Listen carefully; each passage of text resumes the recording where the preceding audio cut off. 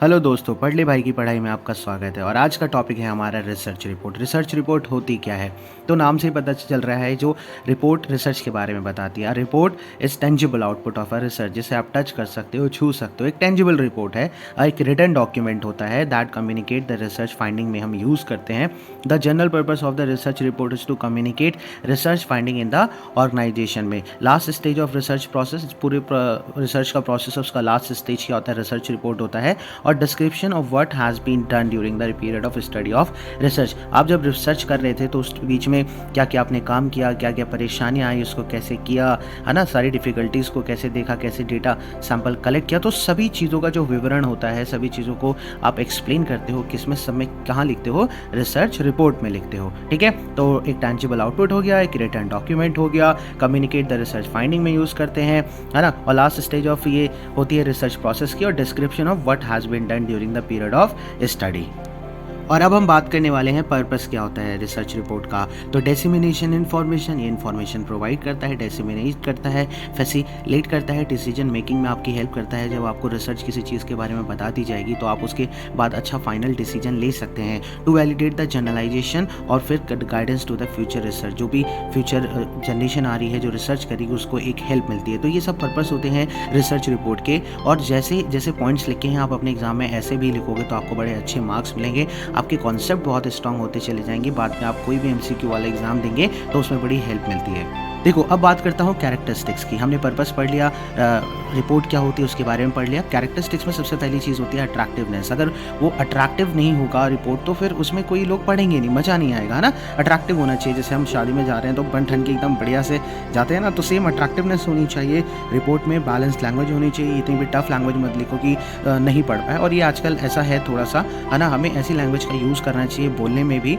So that कि लोगों को, सामने वाले को समझ आए। और नो रिपीटेशन ऑफ फैक्ट, बार बार उसे रिपीट मत करो। Accuracy of the data, data की एक्यूरेसी होनी चाहिए, ये नहीं कुछ भी उठा के दे दिया अपनी रिपोर्ट में। करंट एप्लीकेबिलिटी होनी चाहिए, प्रैक्टिकेबिलिटी होनी चाहिए। मतलब रिसर्च होने के बाद आप उसका यूज़ कैसे कर रहे हो, कहाँ यूज़ हो रहे हो, कितना बेनिफिट हो रहा है, ये सब का ध्यान रखना चाहिए।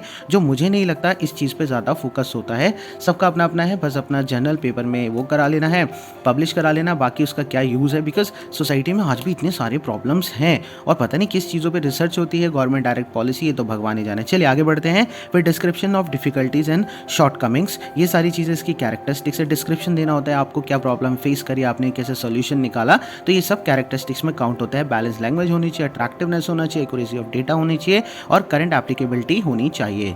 और अब हम बात करते हैं लेआउट ऑफ रिपोर्ट। रिसर्च जो होती है, रिसर्च रिपोर्ट, उसका लेआउट क्या होता है? तो 3 पार्ट में डिवाइड किया होता है। प्रिलिमिनरी होता है, मेन टेक्स्ट होता है, और एंड मैटर होता है। प्रिलिमिनरी बेसिकली इंट्रोडक्शन पार्ट होता है, जिसमें जब आप खोलते हो ना कोई भी बुक तो उसके आगे सबसे पहले टाइटल पेज होता है, उसमें एक्नॉलेजमेंट होती है जिसमें थैंक्स लिखा होता है। फिर फॉरवर्ड एक पेज होता है, प्रीफेस होता है जिसमें ये लिखा होता है why and what is in the report, क्या क्या डिस्कशन है, इन सब चीज़ों में लिखा होता है। फिर टेबल ऑफ कंटेक्स्ट होता है स्टार्टिंग में। एग्जीक्यूटिव समरी, एग्जीक्यूटिव समरी क्या होता है? Overview of a long report का अपने शॉर्ट में उसे समझा दिया। और जब रिपोर्ट लिखते हैं तो उसके पेज नंबर हमेशा रोमन में लिखते हैं, ध्यान रखना 1 2 3 करके। तो ये प्रिलिमिनरी पेज होता है। अब हम बात करते हैं मेन टेक्स्ट की। तो इसमें इंट्रोडक्शन आता है, फिर रिसर्च मेथोडोलॉजी आती है। मेन टेक्स्ट में चल रहा है, इसमें रिसर्च ऑब्जेक्टिव लिखते हैं, डिजाइन्स लिखते हैं, sample size, sampling techniques, types of data collection, ये सारा डिटेल्ड इसमें मेन टेक्स्ट में होता है। और फिर हम एनालाइज करते हैं। एनालाइज में 4 चीज़ों पे ध्यान रखा जाता है। उसकी फाइंडिंग्स होती है, उसमें कंक्लूजन होता है, रिकमेंडेशंस होती हैं, एंड लिमिटेशन होती है। आई होप ये चीज़ समझ आ गई है। और जब रिपोर्ट खत्म हो रही होती है लास्ट में, तो अपेंडिक्स होता है, कहीं कहीं अपेंडिक्स भी लिखा होता है जिसमें एक्स्ट्रा मेटाफोर सपोर्ट के लिए लिखा जाता है। मैंने छोटे शॉर्टकट पॉइंट भी लिखे हैं सो दैट आपको याद होगा। और